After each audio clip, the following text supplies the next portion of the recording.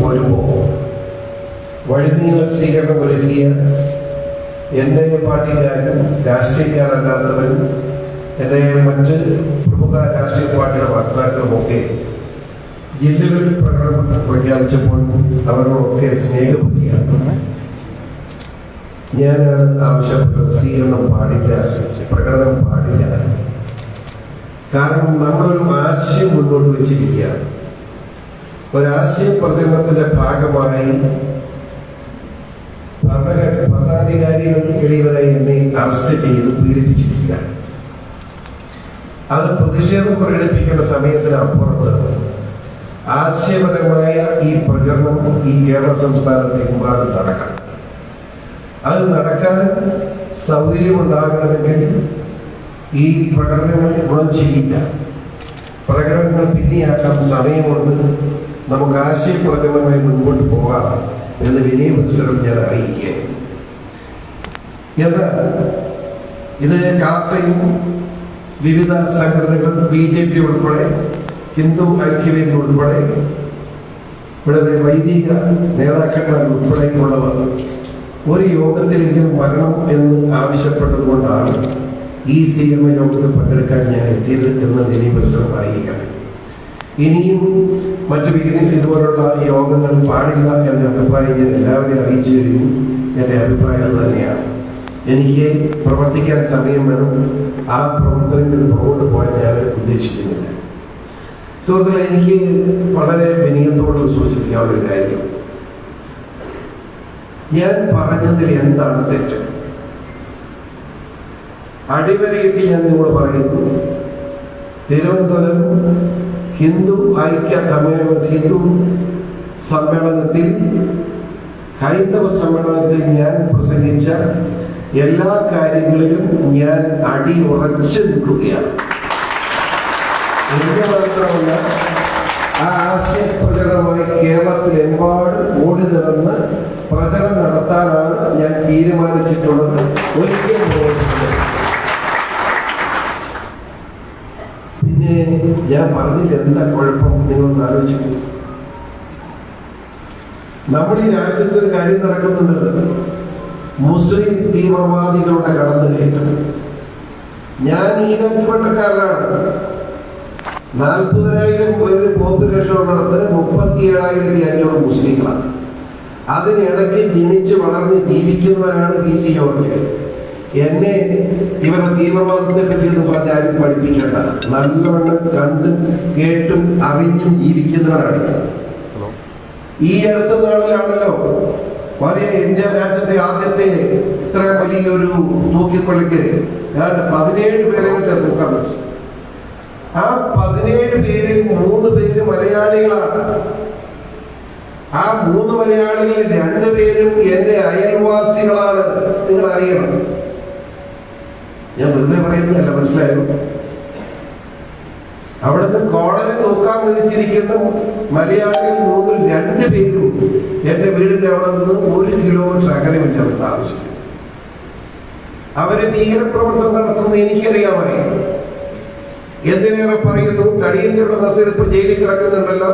അയാൾ പറഞ്ഞല്ലോ PC പറഞ്ഞ പരിചയമുണ്ടെന്ന്. എങ്ങനെയാണ്? ഞാൻ നേരിട്ട് അയാളെ ഈരാറ്റുപേട്ടയിലെ പുത്തമ്പള്ളിയിൽ വെച്ച് കണ്ടിട്ടുണ്ട്. രാത്രി 1 മണിക്ക് വണ്ടി ഓടിച്ചു വരുമ്പോ MLA അല്ലേ, അനാവശ്യമായ ആൾക്കൂട്ടം കണ്ട് വണ്ടി നിർത്തിയ ഞാൻ ചാടി ഇറങ്ങി. എന്താ ഇവിടെ ഈ ഉറങ്ങാതിരിക്കുന്നതിന് കാരണം എന്താ?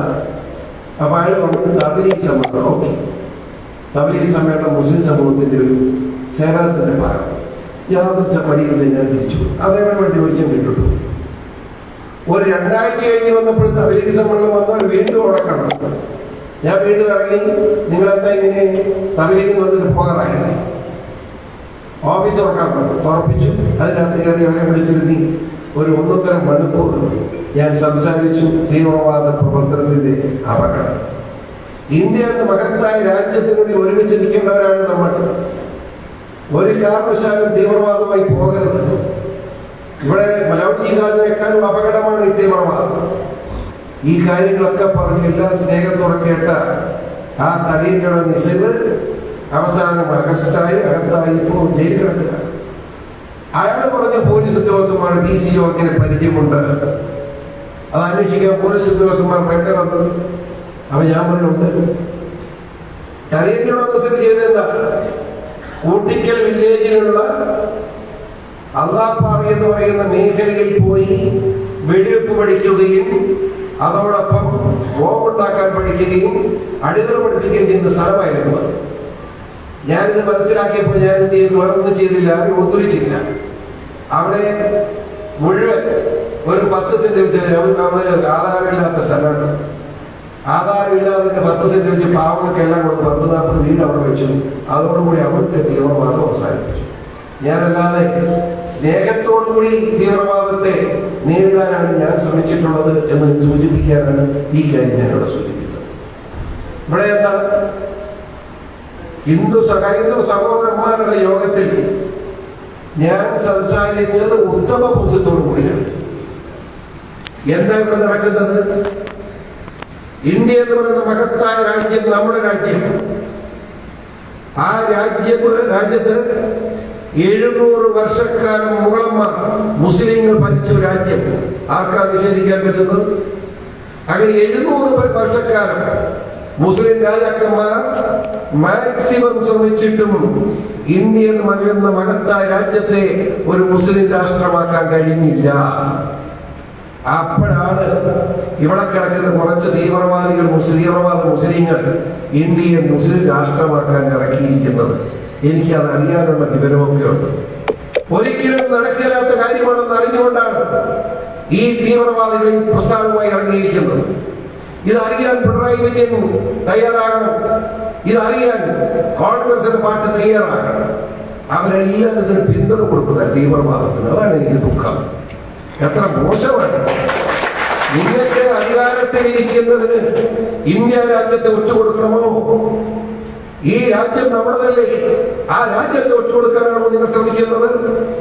700 വർഷം മുസ്ലിം രാഷ്ട്രത്തലവന്മാർ, രാജ്യത്തലവന്മാർ, രാജാക്കന്മാർ മുഴുവൻ നോക്കിയിട്ടും ഒരു മുസ്ലിം രാഷ്ട്രമാക്കാൻ കഴിയാത്ത മഹത്തായ ഭാരതത്തെ ഈരാറ്റുപേട്ടയിലും മലപ്പുറത്തും എറണാകുളത്തും മട്ടാഞ്ചേരിയിലും ഒക്കെ കിടക്കുന്ന ഒരു ചെറിയ വിഭാഗം മാന്യന്മാരായ മുസ്ലിം സഹോദരങ്ങളല്ല, തീവ്രവാദ സ്വഭാവമുള്ള ഒരു പറ്റം ആളുകൾ ഇറങ്ങി തിരിച്ച് മുസ്ലിം രാഷ്ട്രമാക്കാൻ പോവുക എന്ന് പറഞ്ഞാൽ എന്താണ് അർത്ഥം?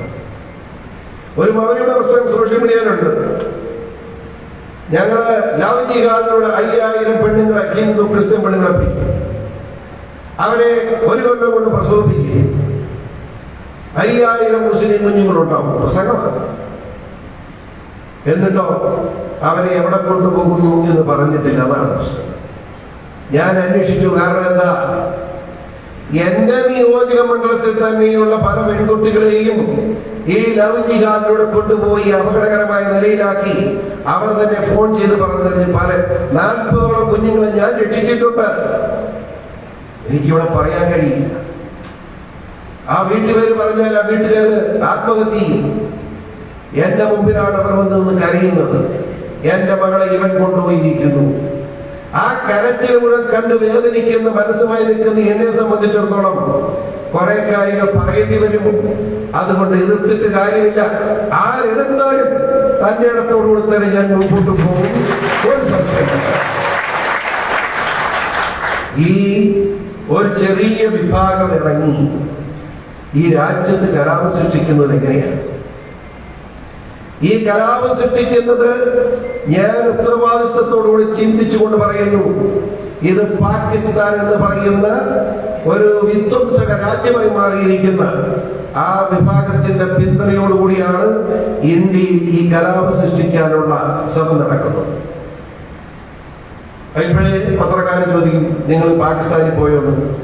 എന്റെ വായിലിരിക്കുന്നത് കേൾക്കാതിരിക്കുകയായിരിക്കും നിങ്ങൾക്ക് നല്ലത്. എല്ലാം നിങ്ങളോട് പറയാൻ പറ്റുമോ? എല്ലാം അറിയണം എന്ന് വെച്ചാൽ നിർദ്ദേശിക്കാൻ പറ്റുമോ? അതായത് ഇന്ത്യ ലോകത്തിന്റെ നെറുകയിലേക്ക് കയറുകയാണ്. അമേരിക്ക ഉൾപ്പെടെയുള്ള രാഷ്ട്രങ്ങളെ പിന്തള്ളിക്കൊണ്ട് ലോകത്തിന്റെ നെറുകയിലേക്ക് ഉയർന്നുകൊണ്ടിരിക്കുന്ന മഹത്തായ പാലം ശ്രീ മോദിയുടെ നേതൃത്വത്തിലുള്ള ഭരണം ആ നിലയിലേക്ക് ഉയർന്നുകൊണ്ടിരിക്കുന്നു. അപ്പോ ഇവിടെ കലാപം സൃഷ്ടിക്കും. ഈ രാജ്യത്തിന്റെ വളർച്ചയും ഈ രാജ്യത്തിന്റെ വികസന പ്രവർത്തനങ്ങൾ മുഴുവൻ തകർക്കണം. അതിന് ഒറ്റ മാർഗമേ ഉള്ളൂ, ഈ വിധ്വംസക പ്രവർത്തനങ്ങൾ. അതിന് പാകിസ്ഥാനിൽ നിന്ന് അച്ചാരം വാങ്ങിക്കൊണ്ട് മാത്രമല്ല, മറ്റ് വിദേശ രാജ്യങ്ങൾ പലതിൽ നിന്നും അച്ചാരം വാങ്ങിക്കൊണ്ട് ഇറങ്ങിത്തിരിക്കുന്നവരെ നിലയ്ക്ക് നിർത്തുന്നതിന് പകരം അവർക്ക് സപ്പോർട്ട് കൊടുക്കുന്ന ഇവിടുത്തെ CPM കോൺഗ്രസ് നേതൃത്വം കേരളത്തിന് അപകടകരമാണ് എന്ന് പറയാൻ ഞാൻ മടിക്കുന്നില്ല. ഞാനിവിടെ വേറൊന്നും പറഞ്ഞില്ല. ഹിന്ദുക്കളുടെ കണക്ക് പറഞ്ഞു. 1958 മുതൽ ഇന്ന് വരെയുള്ള കണക്ക് പറയുന്നത് ഞാൻ പറഞ്ഞു 9% ഹിന്ദുക്കൾ കുറഞ്ഞിരിക്കും. ക്രിസ്ത്യാനിയുടെ കണക്ക് പറയുന്നത് ഞാൻ പറഞ്ഞു 11% 58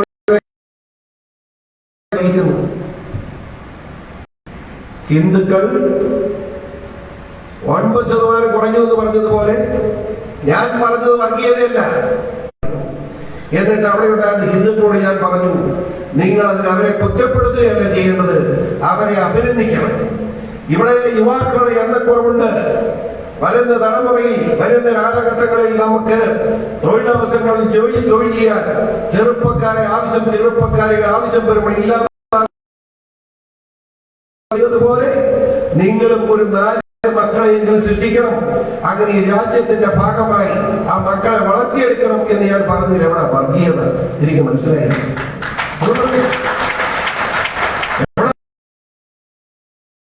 തെറ്റാണെന്ന് ഞാൻ പറഞ്ഞില്ല. അവരെ കൂട്ടിച്ചോണ്ടിരിക്കുക. എന്തെങ്കിലും ആ പണി തുടങ്ങിയിരിക്കുന്നു. ഒരു കൊച്ചുണ്ടായാൽ 2 പിള്ളേരുണ്ടായാൽ ഒന്നിനെ ഇംഗ്ലണ്ടിനും ഒന്നിനെ സൗദി അറേബ്യയിലും അയക്കും. ഇവിടെ ചുമ്മാ പിടിക്കുത്തി. അത് പോരാ. ഇത് ആവശ്യമുണ്ട്. അവിടെ നിങ്ങളും ഈ കാര്യത്തിൽ പങ്കാളിയാകാം എന്ന് ഹിന്ദുക്കളോടും ക്രിസ്ത്യാനികളോടും പറഞ്ഞാൽ അത് പാപമാവും. അതെങ്ങനെ വർഗീയതയാവും? ഇപ്പോഴും ഞാൻ പറയുന്നത് 2 വർഷത്തിന് മുമ്പ് ഞാൻ പറഞ്ഞ കാര്യമാണ്. ഈ കേരളത്തിന്റെ നന്മയ്ക്ക് വേണ്ടി ഇവിടുത്തെ ഹൈന്ദവരും ക്രൈസ്തവരും കൊണ്ട് മുൻപോട്ട് പോയില്ലെങ്കിൽ ഈ സമൂഹം നഷ്ടത്തിന്റെ കണക്ക് എഴുതി ചേർക്കേണ്ട ഗതികളുണ്ടാകും എന്ന് ഇപ്പോഴും പറയാൻ ഞാൻ ആഗ്രഹിക്കുന്നു. നമുക്ക് ഒന്നിച്ചു പോകും. ഇത് ശരിയായില്ല. ഞാനിത് പറഞ്ഞത് കുഴപ്പമാണെന്ന് പറയും. നമ്മുടെ ബഹുമാന്യ അധ്യക്ഷൻ പാസ്റ്റർ അനിൽ കൊടുത്തോട്ടെ ലവ് ജിഹാദ് എന്ന വാക്ക് ഉപയോഗിച്ചുകൊണ്ട് പറയുക. ലവ് ജിഹാദ് ഉണ്ടെന്ന് പറയുമ്പോൾ നമ്മളെ എന്തിനാ പീഡിപ്പിക്കുന്നത്? ഞാൻ പറയുന്നുണ്ട്, എന്നാ തിന്നിട്ടാറാണ് ഇത് ഞാൻ പറഞ്ഞത്. 8 വർഷത്തിന് മുമ്പ് ജസ്റ്റിസ് ശങ്കരൻ കേരള ഹൈക്കോടതി വെച്ച് ഒരു ജഡ്ജ്മെന്റ് പറഞ്ഞത് ലവ് ജിഹാദാണ്. എത്രമാത്രം വൃത്തികെട്ട മനസ്സിന്റെ ഉടമയാണ് എന്ന് അതിന് സങ്കടമുണ്ട്. തനിക്ക് വേണ്ടി ഞാൻ മാപ്പ് ചോദിക്കുന്ന സംഭവത്തോട് ഞാൻ അന്ന് പറഞ്ഞു. ഇവിടെ മുസ്ലിമായി എന്ത് വൃത്തികേട് പോയാൽ ആരും ചോദിക്കാനില്ല. നമ്മുടെ ഉമ്മൻചാണ്ടി എന്താ പറയുന്നത്? അത് ഹൈക്കോടതിയുടെ മുമ്പിൽ ഉള്ള ഒരു ത്രികോണമുണ്ട്. എല്ലാവരും ഞാനും അവിടെ പോയി പ്രസംഗിച്ചു. അവിടെ നിന്ന് ആൾ എന്താ പറയുന്നത്? കത്തോലിക്ക വൃത്തികെട്ടവർ, ഇവരെ പോലെ വൃത്തികെട്ടവർ.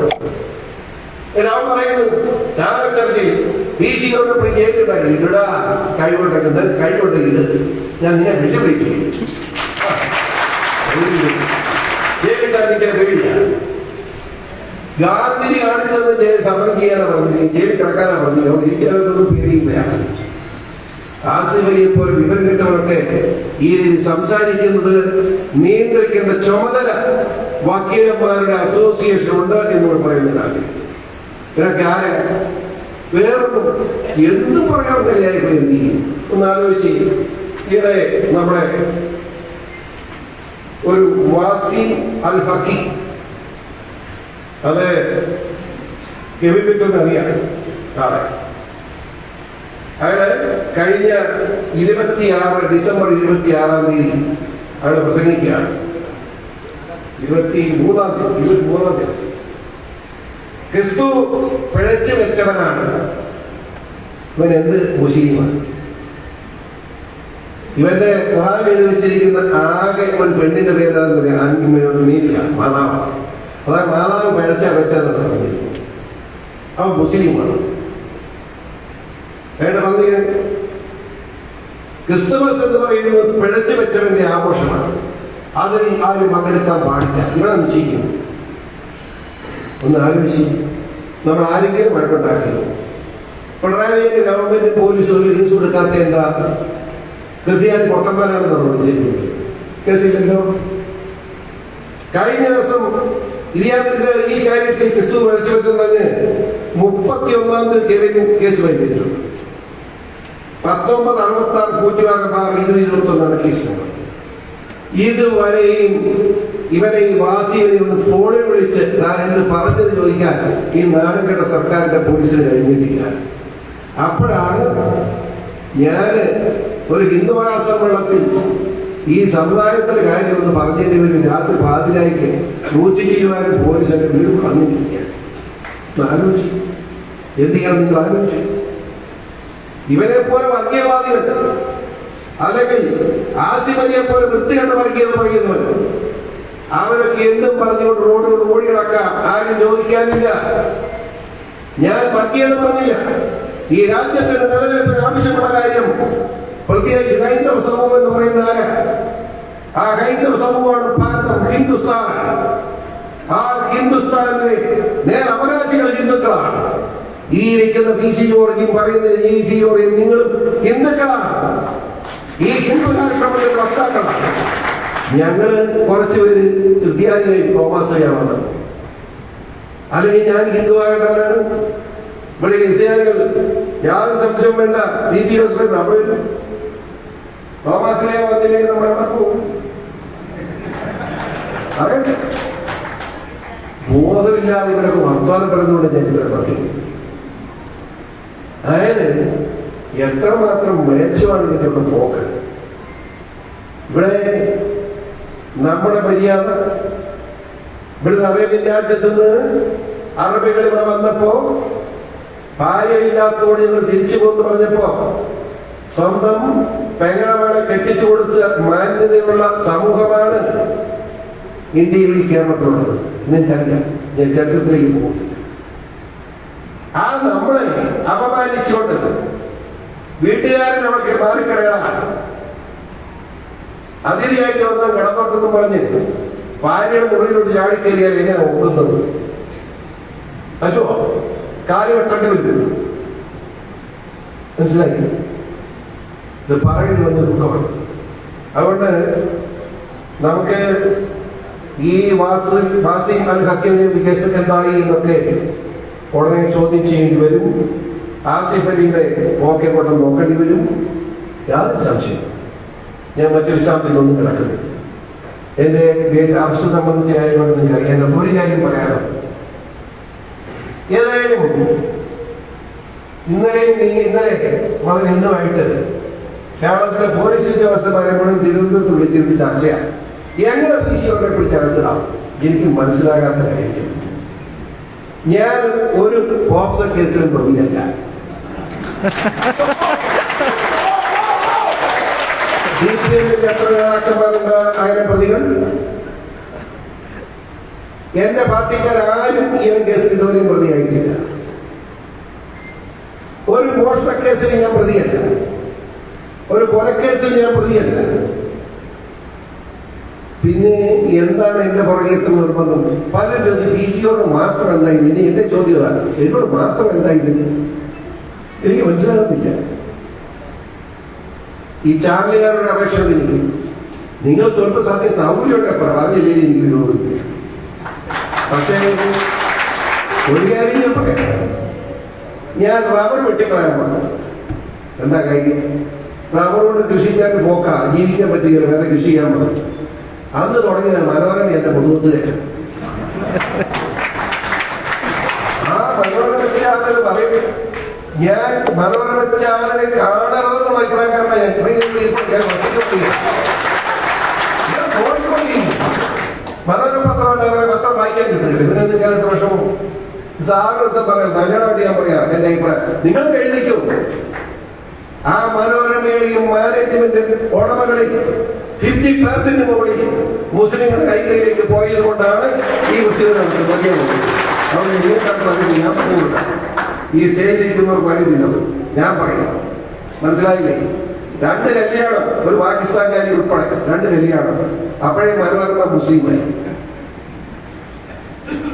അത് മുസ്ലിം ആയിരിക്കും, നമ്മുടെ മുഖത്ത് വന്ന് കേട്ടോ.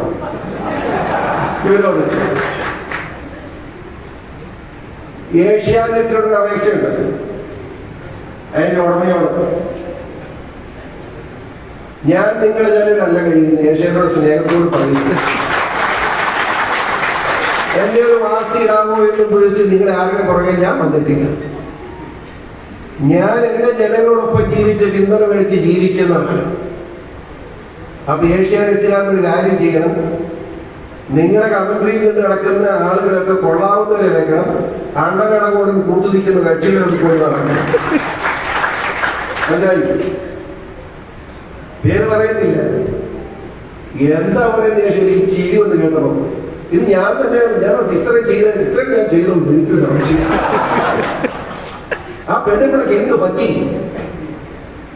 ഏഷ്യാനെറ്റിനോടുള്ള ചർച്ച ചെയ്യണം. മനസ്സിലായി? ഇതിനകത്തെല്ലാം മുസ്ലിം ഭീകരവാദി കേൾക്കുക. ന്യൂസ് 24 അതിനകത്തുണ്ട് ഒരാൾ SDP-യുടെ ആക്റ്റീവ് വർക്കറാണ്. അവൻ മാതൃഭൂമിന് ചാടിപ്പോ അവൻ പഠിക്കുന്നതാണ്.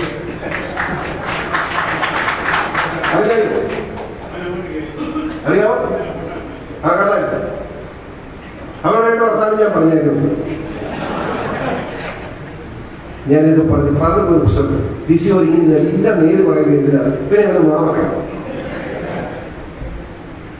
ഇപ്പൊ ഞാൻ വന്നപ്പോ കുറച്ച് പിള്ളേര്, മഞ്ഞൾ നിറാത്ത പിള്ളേര് പ്രകടനമായിട്ട് എത്ര പേരുണ്ടായിരുന്നു? 15 താഴെ.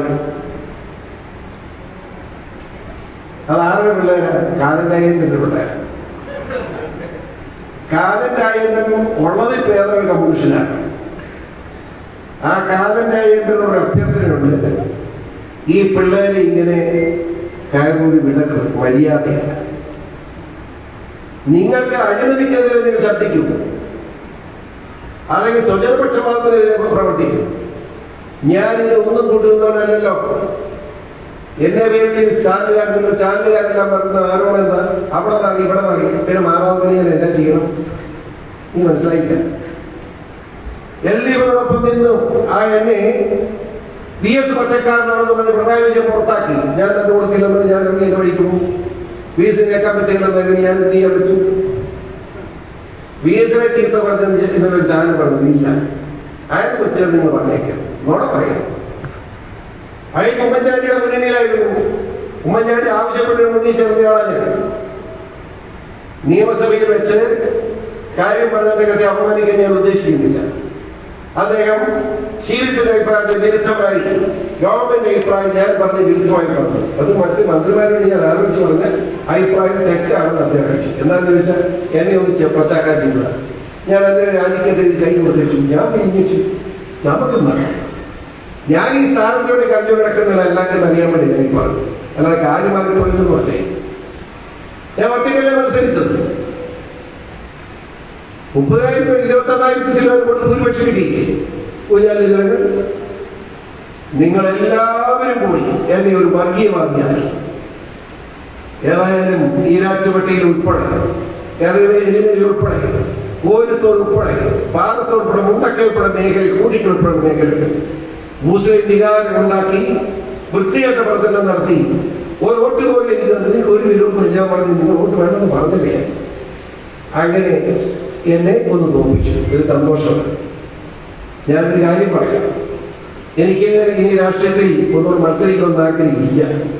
പക്ഷേ വെല്ലുവിളിക്കുന്നെങ്കിൽ ഒന്ന് നോക്കണം എന്നും ആഗ്രഹമുണ്ട്. 96 പിടിച്ചുകൊണ്ടെന്ന് ഞാൻ എത്തിപ്പോട്ടെ.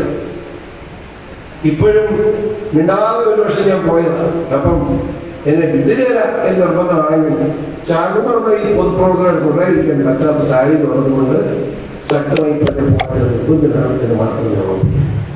ഞാൻ മറ്റൊരു സ്ഥലത്തേക്ക് ഒത്തിരിയേറെ പ്രാസംഗികം വരുത്തി ഞാൻ മര്യാദയായി പ്രസംഗിക്കുന്നു.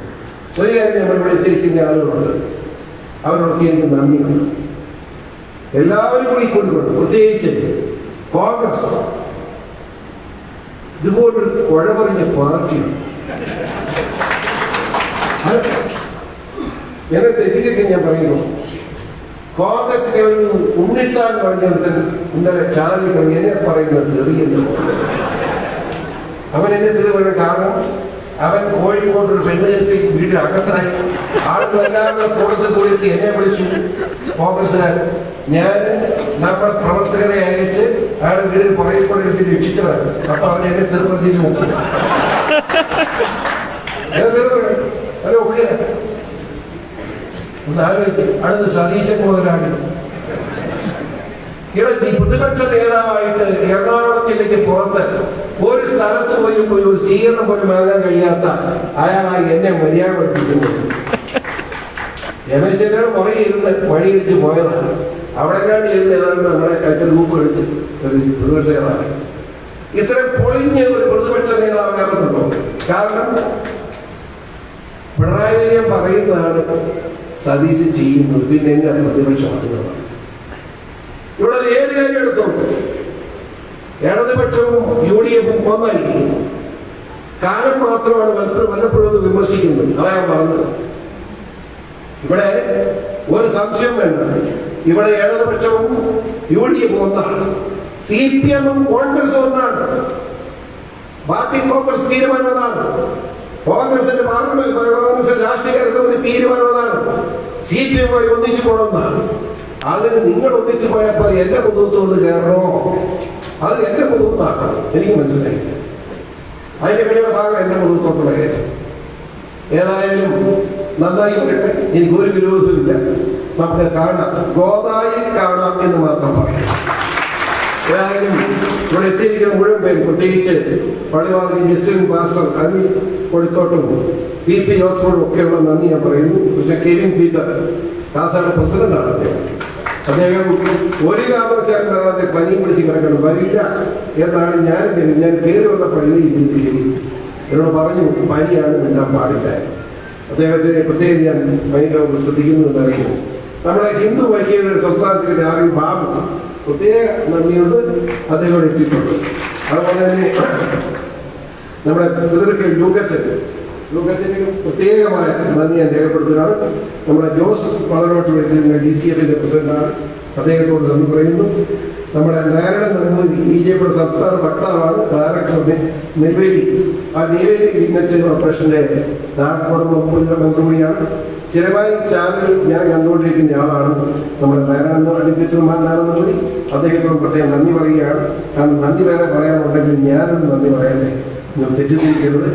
അതുപോലെ ക്രോസിന്റെ സെക്രട്ടറി ജോജി ജോർജ്, മൈനോറിറ്റി മോർച്ചയുടെ വേറെ സമിതി Maggie Dominic, doctor George Varghese EUFന്റെ secretary, doctor Joji Knanaya Sabha minority Morcha, ഇവരോട് ഒറ്റയുള്ള എന്റെ നന്ദി സ്നേഹം അറിയിക്കുന്നു.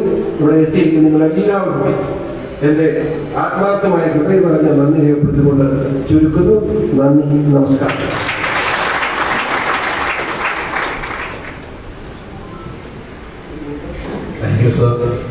സമയം അതിക്രമിച്ചുകൊണ്ട് ഞാൻ മറ്റൊരു ആമുഖങ്ങളൊന്നുമില്ലാതെ നമ്മളെല്ലാം കേൾക്കാൻ കാത്തിരിക്കുന്ന ഒരു സ്വരം, കേരളം കേൾക്കാൻ കാത്തിരിക്കുന്ന ഒരു സ്വരം, എൻ്റെ പ്രിയപ്പെട്ട സഹോദരൻ ശ്രീ കെവിൻ പീറ്റർ സ്നേഹപൂർവ്വം ആശംസകൾ അർപ്പിച്ചു.